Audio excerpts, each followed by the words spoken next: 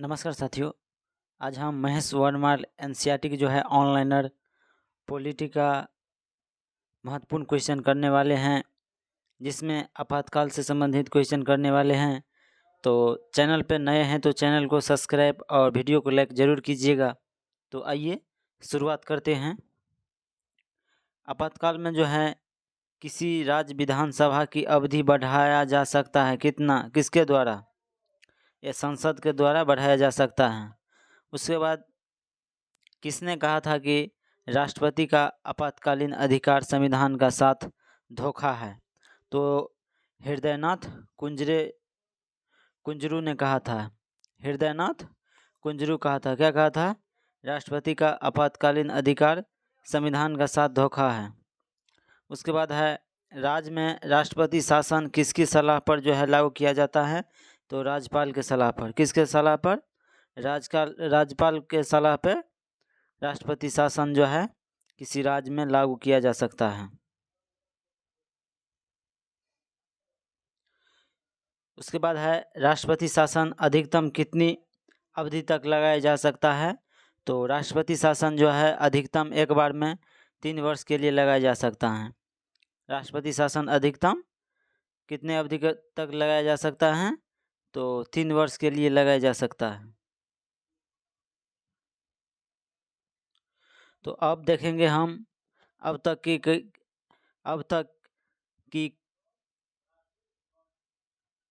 गई आपात उद्घोषणा। अभी तक जितने भी आपातकाल के संबंधित जो है उद्घोषणाएं की गई हैं उसके बारे में देखेंगे। तो अभी तक अनुच्छेद 352 का प्रयोग जो है वो 3 बार किया गया है, और इन तीनों उद्घोषणाओं से संबंधित प्रमुख तथ्य इस प्रकार है, जिसमें हम देखेंगे पहली बार जो है 26 अक्टूबर 1962 को जो है आपात की घोषणा की गई, और इसका कारण था कि सितंबर 1962 में चीन ने नेफा क्षेत्र पर आक्रमण कर दिया था। नेफा क्षेत्र कहाँ है? अरुणाचल प्रदेश में है।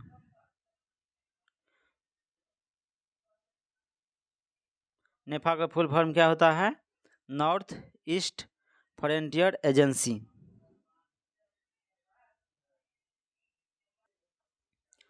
उसके बाद सेकेंड आपातकाल की घोषणा जो है दिसंबर 1971 में पाकिस्तान द्वारा भारत के विरुद्ध अघोषित युद्ध छेड़ने के कारण की गई थी, और यह घोषणा जो है मार्च 1977 तक लागू रही। उसके बाद तीसरा है आपात की तीसरी उद्घोषणा जो है आंतरिक अशांति के आधार पर जो है 25 जून 1975 को की गई थी। यह घोषणा 21 मार्च 1977 को वापस लिया गया।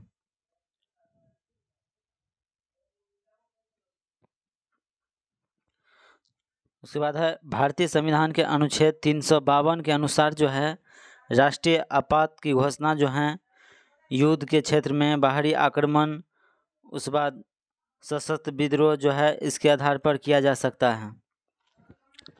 तो अनुच्छेद 352 के अनुसार जो है संविधान में राष्ट्रीय आपातकाल जो है 3 चीज़ के आधार पर लगाया जा सकता है। अगर देश के प्रति देश किसी युद्ध में शामिल हो गया हो, उसके बाद बाहरी आक्रमण हो गया हो देश के अंदर, उसके बाद है सशस्त्र विद्रोह जो है हो गया हो, इसके आधार पर अनुच्छेद 352 के तहत राष्ट्रीय आपातकाल लगाया जा सकता है।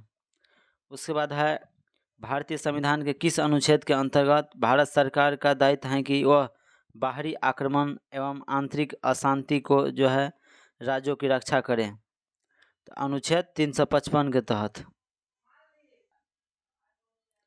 उसके बाद है भारतीय संविधान के किस अनुच्छेद के अंतर्गत किसी राज्य में राष्ट्रपति शासन लागू किया जा सकता है? तो अनुच्छेद 356 के तहत। उसके बाद है भारत में वित्तीय आपातकाल की जो है घोषणा अभी तक एक बार भी नहीं की गई है। तो वित्तीय आपातकाल की घोषणा अभी तक एक बार भी नहीं किया गया है। वित्तीय आपातकाल जो है ये अमेरिका के संविधान से लिए हैं, लेकिन आपातकाल संबंधी प्रावधान जो है वो जर्मनी से लिए हैं। उसके बाद है राष्ट्रपति मूल अधिकार अनुच्छेद 20 और 21 के जो है अतिरिक्त के कार्यान्वयन के किस अनुच्छेद के अंतर्गत स्थगित कर सकता है? तो अनुच्छेद 359 के तहत ये स्थगित कर सकता है। उसके बाद है संसद द्वारा आपातकाल की घोषणा का जो है अनुमोदन कितनी अवधि के अंतराल में होना आवश्यक है? तो 1 माह के अंदर। उसके बाद है भारतीय संविधान के अनुच्छेद 356 के अंतर्गत राष्ट्रपति शासन जो है सर्वप्रथम किस राज्य में लागू किया गया था? तो पंजाब में लागू किया गया था। कहाँ लागू किया गया था? पंजाब में। भारतीय संविधान के अनुच्छेद 356 के अंतर्गत राष्ट्रपति शासन सर्वप्रथम किस राज्य में लागू किया गया? पंजाब में लागू किया गया था। उसके बाद है राष्ट्रीय आपातकाल में लोकसभा की अवधि आपातकाल के समाप्ति तक जो है बढ़ाई जा सकती है, लेकिन एक बार में केवल 1 वर्ष के लिए ही बढ़ाया जा सकता है।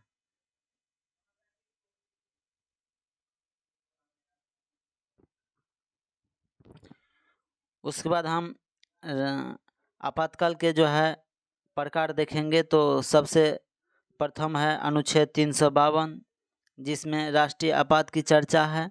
उसके बाद अनुच्छेद 356 में है जो राज्य आपात की चर्चा है। जो अनुच्छेद 360 में है वित्तीय आपात की चर्चा है। तो अनुच्छेद 352 में है राष्ट्रीय आपात की चर्चा। राष्ट्रीय आपातकाल के दौरान जो है संघ और राज्य के मध्य शक्ति का विभाजन जो है समाप्त हो जाता है और संघ राज्य सूची के विषय पर भी विधि का निर्माण कर सकती हैं। भारत के संघात्मक प्रणाली एकात्मक रूप में जो है कार्य करने लगती हैं और अब तक ये राष्ट्रीय आपातकाल जो है 3 बार किया गया है प्रयोग। कितने बार प्रयोग किया गया है राष्ट्रीय आपातकाल का? 3 बार किया गया है। उसके बाद है राज्य आपात या राष्ट्रपति शासन। राज्य जो है विधानसभा भंग कर दी जाती है और शक्तियों का विभाजन भी समाप्त हो जाता है। उसके बाद है भारत की जो है शासन प्रणाली एकात्मक स्वरूप ग्रहण कर लेती हैं। उसके बाद जो है अब तक राष्ट्रपति शासन का प्रयोग 120 से अधिक बार किया जा चुका है। कितना बार? 120 से अधिक बार राष्ट्रपति शासन का प्रयोग किया जा चुका है। उसके बाद है वित्तीय आपातकाल। वित्तीय आपातकाल जो है में संघ और राज्य के मध्य करों का विभाजन स्थगित कर दिया जाता है।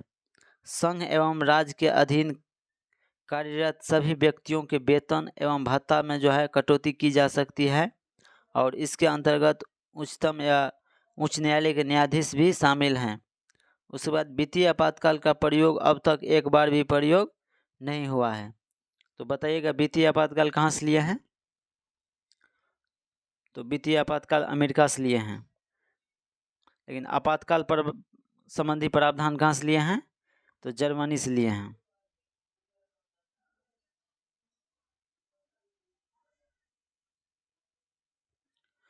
अब हम वित्त आयोग की चर्चा करेंगे। तो वित्त आयोग द्वारा की गई सिफारिश को जो है संसद सदन के समक्ष जो है कौन रखवाता है? तो राष्ट्रपति रखवाता है। कौन रखवाता है? ये भारत के राष्ट्रपति रखवाता है। उसके बाद है भारत में वित्त आयोग का गठन किस अनुच्छेद के अंतर्गत होता है? तो अनुच्छेद 280 का अंतर्गत होता है। तो ध्यान में रखिएगा, ये क्वेश्चन बार बार पूछे जाते हैं। भारत में जो है वित्त आयोग का गठन किस अनुच्छेद का अंतर्गत होता है? तो अनुच्छेद 280 के तहत होता है। उसके बाद है वित्त आयोग का कार्यकाल कितना होता है? तो 5 वर्ष का होता है। कितना होता है? 5 वर्ष का होता है वित्त आयोग का कार्यकाल।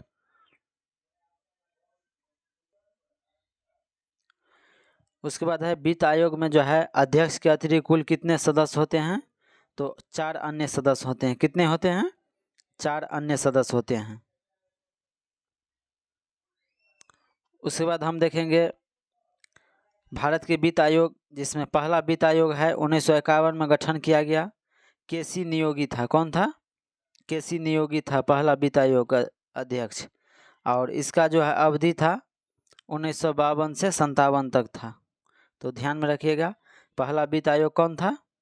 अध्यक्ष पहला वित्त आयोग का केसी नियोगी था, जिसका अवधि था 1952 से 57 तक। उसके बाद है 16वां वित्त आयोग का अध्यक्ष कौन है, जो 2023 में नियुक्त किया गया, अरविंद पनघरिया है। कौन है? अरविंद पनघरिया है 16वां वित्त आयोग का अध्यक्ष। उसके बाद है भारत में प्रथम वित्त आयोग का गठन किस वर्ष किया गया? 1951 में किया गया था भारत में प्रथम वित्त आयोग का गठन।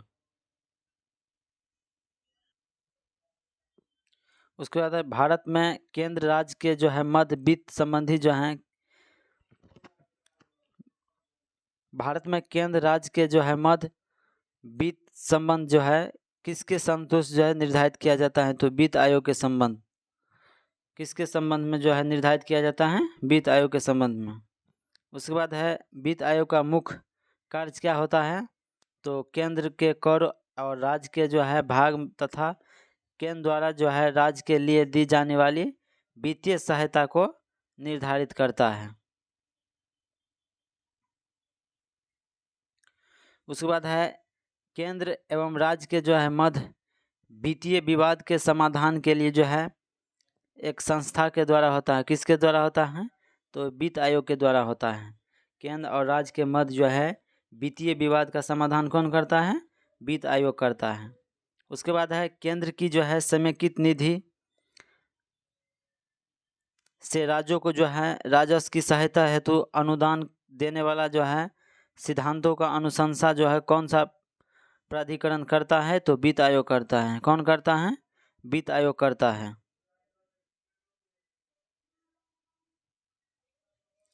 उसके बाद है समान रूप में जो है भारत में प्रति 5 वर्ष के बाद जो है वित्त आयोग की नियुक्ति जो है केंद्रीय अनुदान और संघ के राजस्व में राज्यों का जो है अंश निर्धारित करने के लिए किया जाता है। उसके बाद है भारत के संचित निधि में जो है राज्य के राजस्व में सहायता अनुदान में जो है कौन विनियमित करता है? तो वित्त आयोग करता है। कौन करता है? वित्त आयोग करता है।